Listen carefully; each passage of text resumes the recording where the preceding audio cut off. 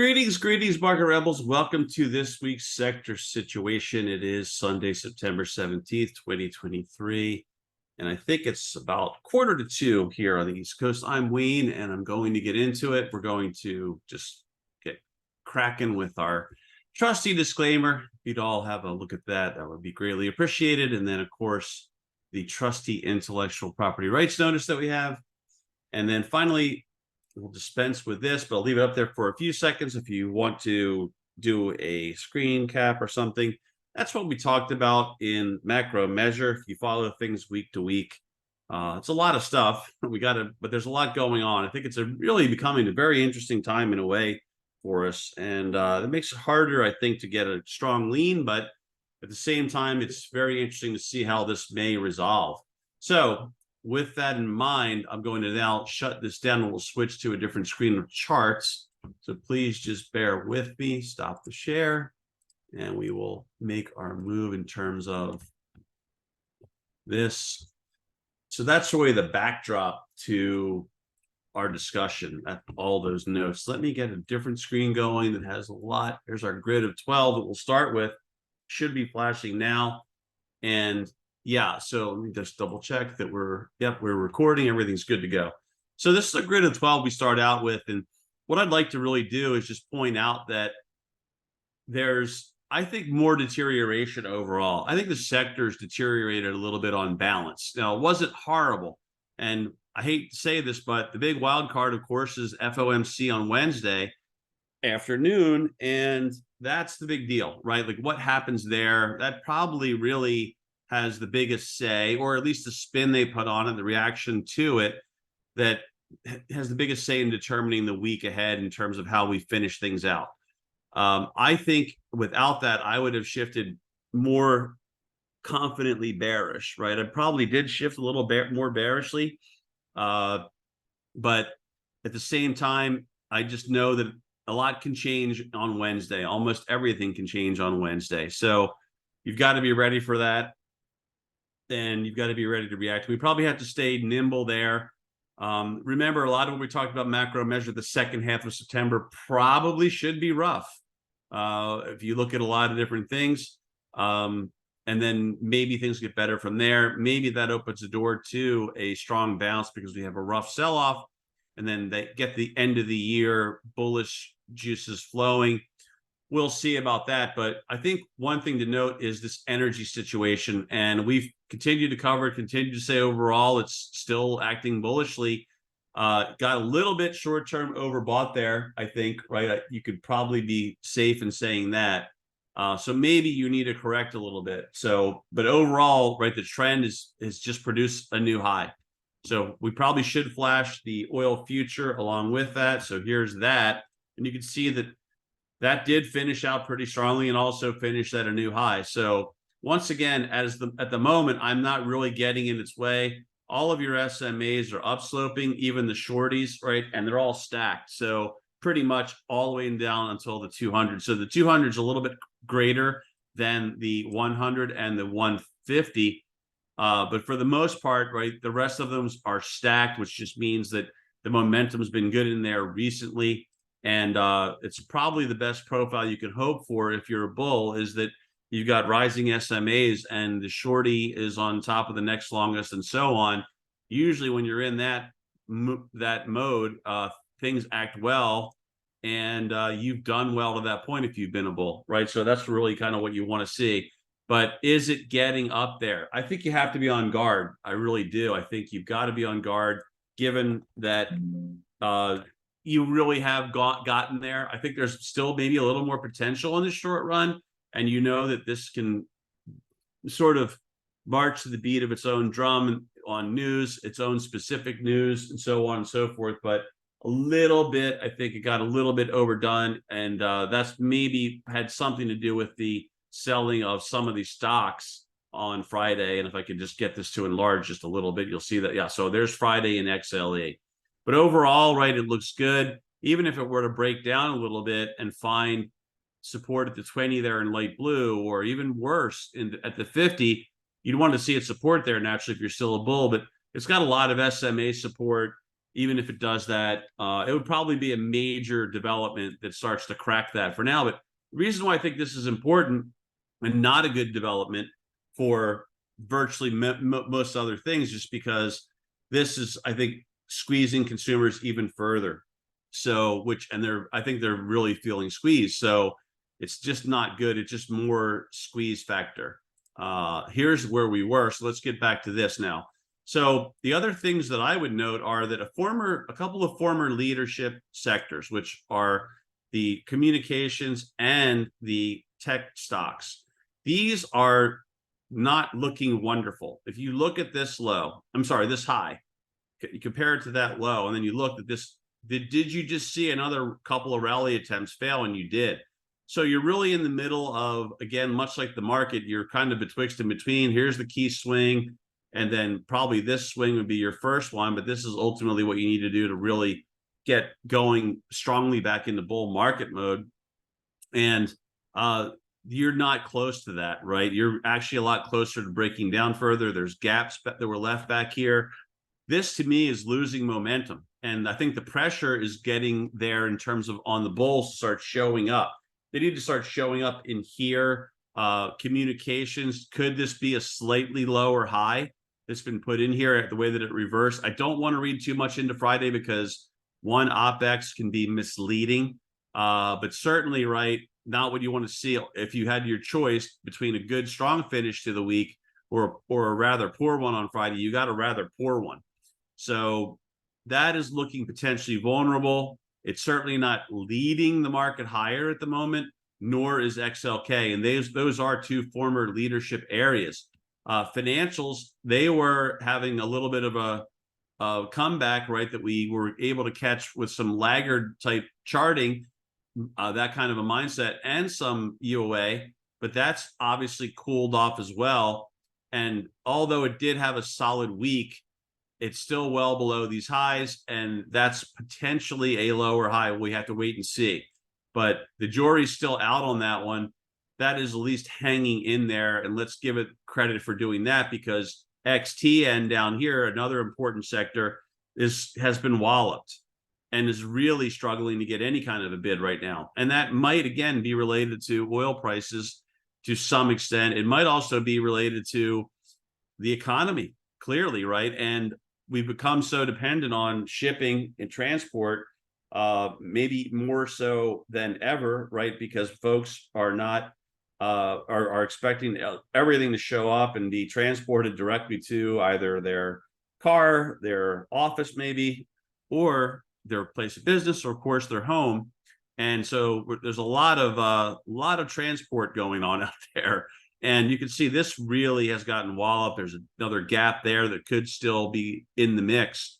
And if I'm a bull, I don't really want to see something like this struggling to that extent. And the other thing we covered in macro measure is that the hiring for, I believe, the holidays and other expenditures it's just not looking good for the finish to this year.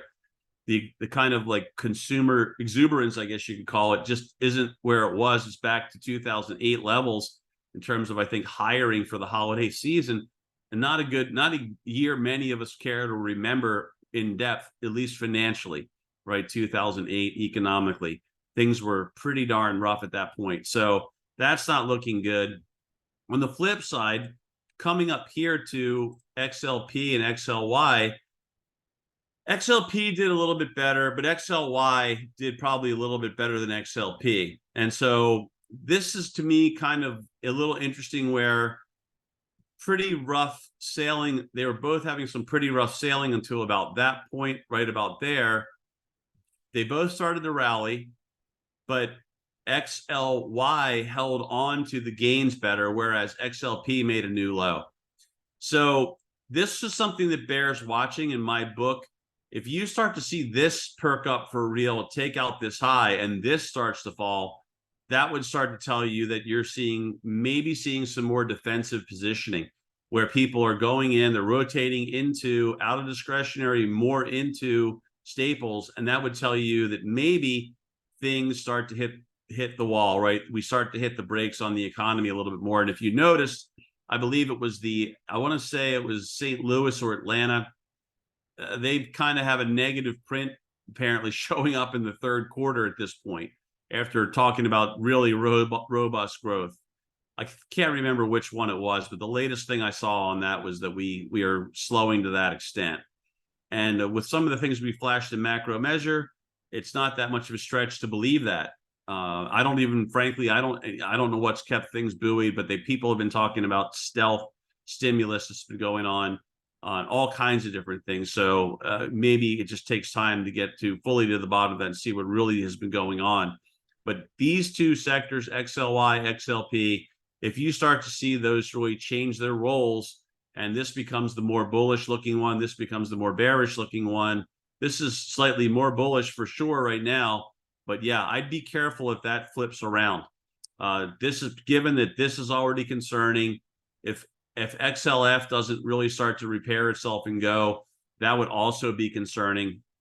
Other things too that we're doing well, XLI, even though it lagged, it then caught a tremendous bid, and then it tried to get back up there again. That failed. That made a new recent low, and that's hanging in there a little bit better than, I'm sorry, that's faring a little worse than basic materials, XLB.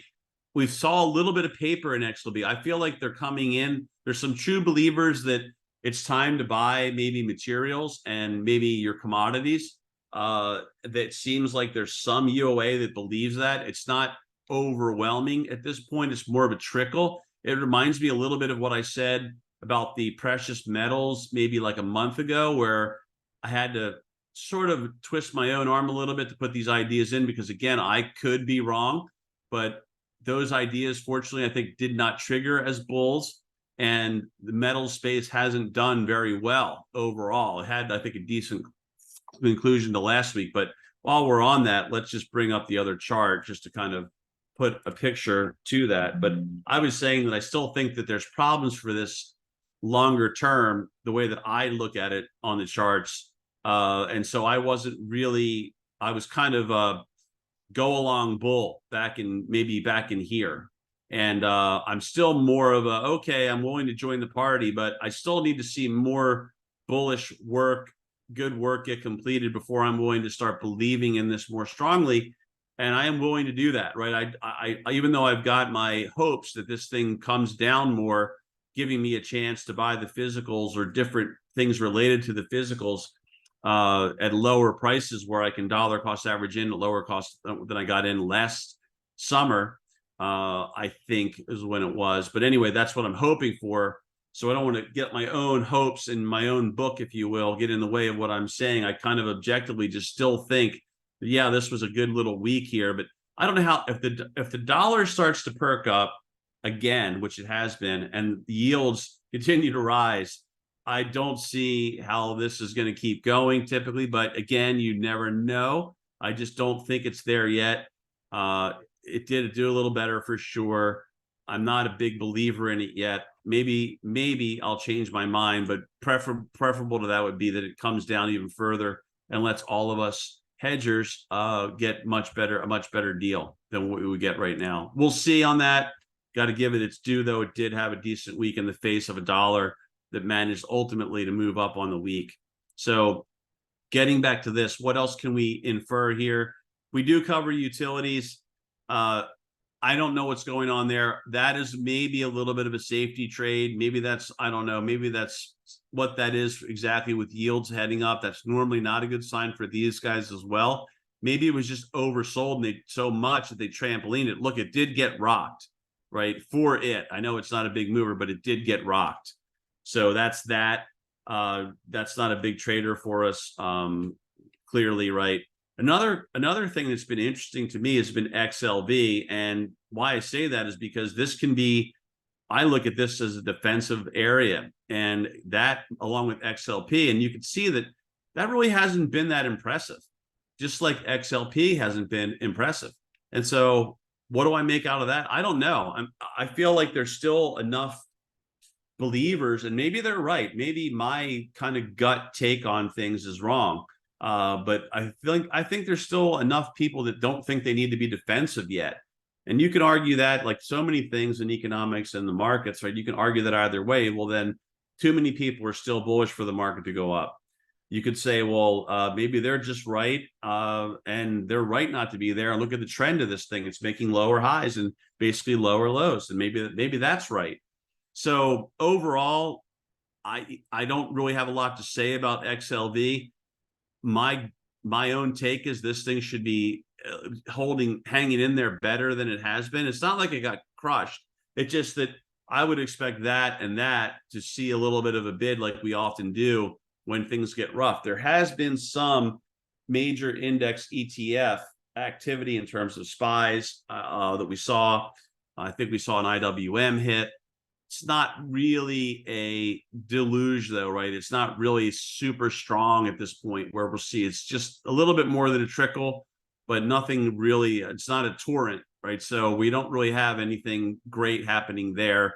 Just typical, I think, like hedging and things like that have been going on. Let's see. Let's talk a little bit more about real estate. I think I went out of my way at the end of cocktail hour to try to get this in there just because I know everyone doesn't watch the videos, but I think this is something that everyone's got to keep on their radar along with SMH. These two, XLRE, right, which tends to be more, I think, the commercial side a little bit. This is the real estate ETF, and it managed to hang in there, did not break to a new low, but right, this is still messy and not looking all that great. And XHB, and we had DHI as a bear recently. So this was starting to look a little bit like it kind of was confounding, like how's it hanging in there to this extent? But I think some of the recent information just is starting to now, people are starting to now realize that this area is really suffering from a slowdown. Rates and higher prices on housing and XHB are really starting to take their toll. And it's just pricing people out of the markets, and there's just not enough there for them to, there's not enough cheaper stuff available for people to make the move that they want. So this is a really important level, right? You could almost say the 100-day, probably a good one right now to focus on. That's at 77.79. Now, right now, you probably, if you were to plunge there on Monday, which who knows, but if you were, you probably are already oversold. So you'd have to be careful with an entry there where sure, you'd still take it, especially if the whole rest of the market's getting shillelied. But if the market's sort of positive, neutral without specific news to this industry, you might see a little fake breakdown in that case, and then maybe a little bit of a reversal. So be careful if you enter soon. But if you're seeing really risk off, it's a different story, right? And rates are screaming, probably a different story. You're probably fine. And then you still always have to be smart about your entries and managing them. But look, there's just gaps in here that this left. This is just rough at this point. I think with the lower high put in, you can see the worst readings on your oscillators, your indicators, just the momentum's rolling over, and you're really close to a potential break. And I think that break opens the door. The 100 then to me would open the door towards the 150 at about 74.40. So call it 75. So not a massive drop that we're talking about. We're talking probably like 3% to 4%, but still some stocks, of course, will do better than others in that scenario. And the charts, we were fortunate enough to get some bearish paper in DHI. We got that one in, and that did actually hit our fourth target. I had to add targets on Friday to that. You can see there's massive gaps that this stuff left, enjoying what may turn out to be the last hurrah of housing mania part 87 or whatever they had in Airplane 2 on Rocky 72. It's sort of like housing mania, whatever, 16. I don't even know what in the modern days. It's just ridiculous how things have become. But that's where we are, right? So the 200-day is down there. I think that's your next big level for you SMA watchers at 105.74 in DHI, just to kind of throw a name out there. But just do keep in mind that on some of your short-term charts, you are approaching oversold. You're not quite there yet. You're just approaching it. So handle with care. Let's take a look at wood and cut. They're still really mired, I think. That would be a good word, I think, for them. they're not really doing much, right? So they're almost sort of, they're not making new lows, they're not breaking out, they're kind of consolidating. And maybe that is good in light of what's happening somehow, that they're able to do that. Maybe that's the read, or maybe these things are mispriced and they really should be lower. What I see on the economic side and where these things manage to get to by the end of the week, that could be due to specific situations, obviously, always. Internal plumbing within the market for these themselves, or whatever the spot market for timber, lumber, whatever you want to call it. But regardless of that, you've got it not breaking down. So it's flashing something. It seems to me it's a little bit out of step with what we saw in XHB and in DHI, since we looked at that stock specifically. So keep an eye on this, because if this starts to join their bearish party, then that would be, again, more confirmation that it's probably, that market may be getting derailed a little bit more. Let's look at copper while we're here. We did look at oil. We'll look at copper, and copper to me really didn't fare too poorly. I mean, it kind of hung in there as well. We know, right, this is not a big mover. The prices really aren't important, but I'll fix the percentages anyway, just because Thinkorswim has this annoying penchant for switching over to percentage on this view. I don't know why it does that all the time on me, but right. So this kind of hung in there, but again, another thing that's in consolidation and waiting. So what we've seen really on the macro side is that we've been in 3 weeks where we had a hard time finding a really strong lean. We've been saying, just be nimble, take what comes your way, listen to the market, do the best you can, don't get too heavy. I think that was, fortunately, 3 weeks in a row, the right call for us on macro measure, because we don't want to get too bearish or too bullish too soon and then get steamrolled, right? So we're kind of biding our time, we think, doing the best we can under the circumstances. And you can just see this is winding and continues to wind, and it's in a triangle. Everybody can probably see that without me drawing lines from these two swing points and in. So this is going to start to wind out one way or the other, more than likely soon. Obviously, though, it does have a penchant for not doing much, but it certainly has backed off a lot, right, from where it was earlier this year. So that's, not really a great sign. So if you're a bull, I think you want to see that start to do better, and probably soon. Otherwise, you could be testing the yearly low with another rollover. Another important sector, which I went out of my way to talk about at the end of cocktail hour, was SMH. This, to me, I think you look at the dollar, you look at TNX right now, you look at this. These are some of the more important watches, if you in my book right now. And of course, watch your TV at this Wednesday afternoon as well, or your news service. But this to me is big, because remember, so much of the chip performance this year has been related to the AI phenomenon. And with that being the case, if that starts to really give up the ghost, then your leadership area is really under pressure. And I think the bulls need to answer the call pretty soon. You can see that this is right on the 100-day, and this swing low we talked about in macro measure. And there's a major gap here. There's a major gap back here. And I think leaving this channel, and I'll make the support is currently blue. I'll make the resistance blue, and I'll make the support blue again. But that to me is risky right now. It could just be the old pull sellers in, reverse them in front of the Fed, and really put the squeeze to them. We know that, but you just don't know for sure. It could also be, this thing's really on the verge of a legitimate breakdown. But either way, whatever happens in the short run, just being near this channel being lost, this channel support being lost, to me is big.